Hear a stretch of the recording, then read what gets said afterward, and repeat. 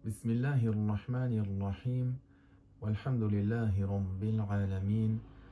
Wassalatu wassalamu ala sayyidina Muhammad an-Nabiy al-Ummi wa ala alihi wa sahbihi ajma'in. Allahumma inna nastahdika li arshadi amrina wa zidna ilman yanfa'una. Amma ba'd, fanukmilu fi durusina min kitab Mukhtasar al-Quduri للشيخ أحمد ibn Muhammad al-Ma'rouf bil-Quduri rahimahullahu ta'ala. فنكمل في كتاب الصرف. Nous continuons notre cours à partir du livre Mukhtasar al-Quduri du Cheikh Ahmad fils de Muhammad, connu sous le nom de al-Quduri rahimahullahu ta'ala. Nous continuons dans le livre de As-Sarf, dans le chapitre de As-Sarf, les monnaies des échanges, l'échange entre les monnaies les unes contre les autres.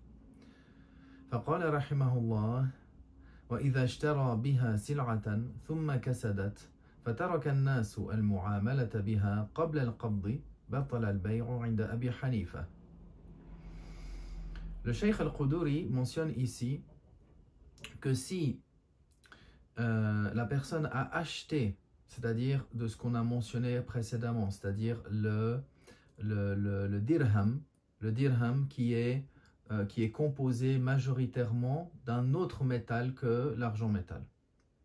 Si par cela il a acheté une marchandise, puis avant la réception, avant la prise de possession, il a perdu en valeur, il est devenu invendable. C'est-à-dire, comme il mentionne, les gens ont délaissé les transactions par cette monnaie-là. Avant la réception, avant la prise de possession, alors la vente est annulée selon l'imam Abu Hanifa. وقال أبو يوسف عليه قيمتها يوم البيع. L'imam Abu Yusuf, il a mentionné que l'acheteur, il a droit à la valeur de cette chose-là, à la valeur de cette chose-là,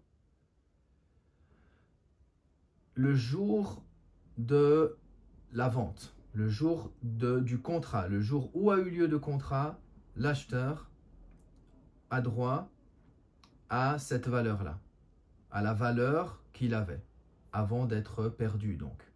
وقال محمد رحمه الله عليه قيمتها آخر ما تعامل الناس بها. Selon l'imam Muhammad, alors l'acheteur, lui, il a droit à sa valeur le dernier jour avant qu'il ait perdu sa valeur. Pas forcément le jour du contrat, mais les derniers instants, on va regarder les derniers instants quand cette monnaie était encore d'usage, combien était cette valeur-là, combien on en tirait cette valeur, et il a droit à cela. قال ويجوز البيع بالفلوس النافقة وإن لم يعين. La vente d'une monnaie, al-fulus, c'est les monnaies qui sont des monnaies autres que l'or et l'argent métal. Toutes les autres monnaies, autres que la monnaie de l'argent et de l'argent métal et de l'or, c'est appelé fulus.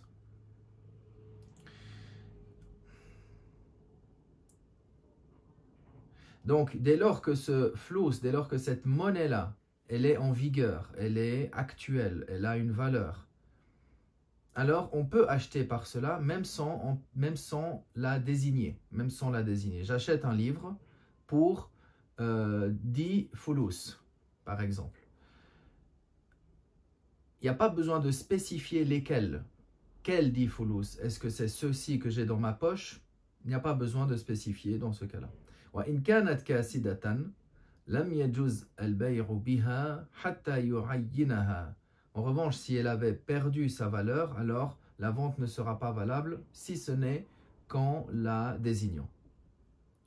وإذا باع بالفلوس النافقة ثم كسدت قبل القبض بطل البيع عند أبي حنيفة رحمه الله.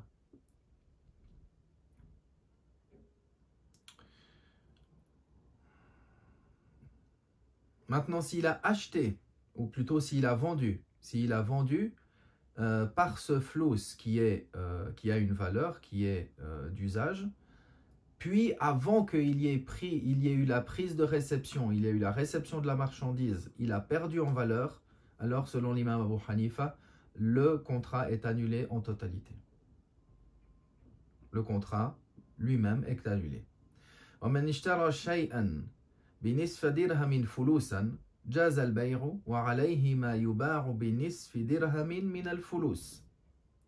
Celui qui a acheté quelque chose celui qui a acheté quelque chose en fulus, en une autre monnaie que l'or ou l'argent métal, d'une valeur d'un demi-dirham,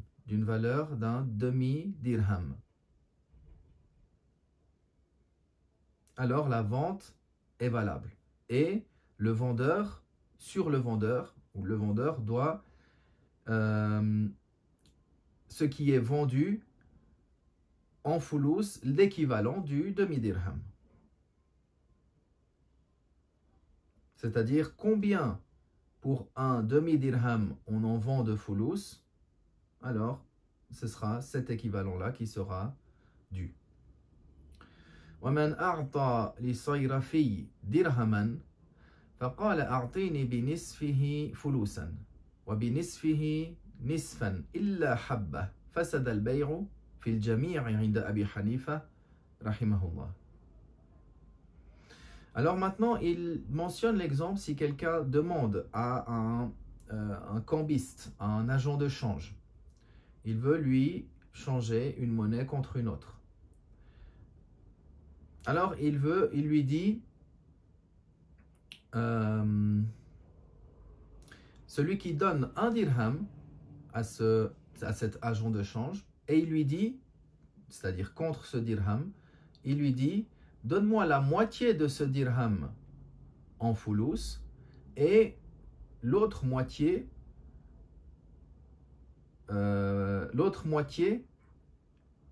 en dirham si ce n'est un habba, c'est-à-dire un peu moins que la moitié. Alors dans ce cas-là, selon l'imam Abu Hanifa, le contrat est annulé en totalité. Pourquoi? Parce qu'il est considéré selon lui comme un seul et même contrat. وقال يعني الإمام أبو يوسف والإمام محمد جاز البيع في الفلوس وبطل فيما بقي. Maintenant, c'est-à-dire dans ce cas de figure-là, l'imam Abu Yusuf et l'imam Muhammad, ils ont dit que la vente pour le fulus est valable, mais elle est annulée, elle est invalide pour le restant. Parce que lui, il a vendu un dirham, c'est-à-dire contre un dirham, il a donné un dirham au cambiste, à l'agent de change, et il lui demande en échange, par rapport à ce dirham, pour la moitié de ce dirham, donne-moi du fulus, et pour l'autre moitié du dirham, moins quelque chose. Donc ici, comme on est dans dirham et dirham, pour la moitié du dirham, alors il faut qu'il y ait égalité, il faut qu'il y ait équivalence. Tandis que pour la partie précédente que l'on a mentionnée, alors ce n'est pas le même genre, alors il n'y a pas de préjudice s'il y a un écart ou s'il n'y a pas une équivalence. Donc selon l'imam Abu Hanifa, c'est considéré tout comme un seul et même contrat, donc le contrat est annulé, le contrat n'est pas valable. Tandis que selon Abu Yusuf et l'imam Muhammad, alors le contrat est valable concernant le fulus qui a été échangé contre de l'argent métal, mais l'autre, c'est-à-dire quand on est dans la cas de figure un demi-dirham contre un demi-dirham moins quelque chose, alors il y a ici une inégalité, et ce contrat-là, cette partie-là, selon les deux élèves, les deux compagnons, cette partie-là est annulée. ولو قال أعطيني به يعني بالدرهم نصف درهم فلوسا ونصفا إلا حبة جاز البيع وكانت الفلوس والنصف إلا حبة بدرهم. Maintenant, si il lui a dit autrement, il lui dit donne-moi, c'est-à-dire pour ce dirham, la moitié du dirham en fulus et une autre moitié moins quelque chose. Là, la vente, elle est valable et le fulus moins le dirham, le fulus sera en contrepartie du dirham moins le fulus. Dans ce cas-là, c'est valable. Pourquoi? Parce qu'à la base, la moitié moins une habba, la moitié moins quelque chose, contre la moitié plus quelque chose, c'est du riba, vu qu'il n'y a pas une équivalence. Mais ici, on va considérer la moitié moins un habba comme équivalent au dirham et la moitié avec la habba contre le fulus pour que cet échange soit valide. ثم قال كتاب الرهن والحمد لله وصلى الله وسلم على رسول الله.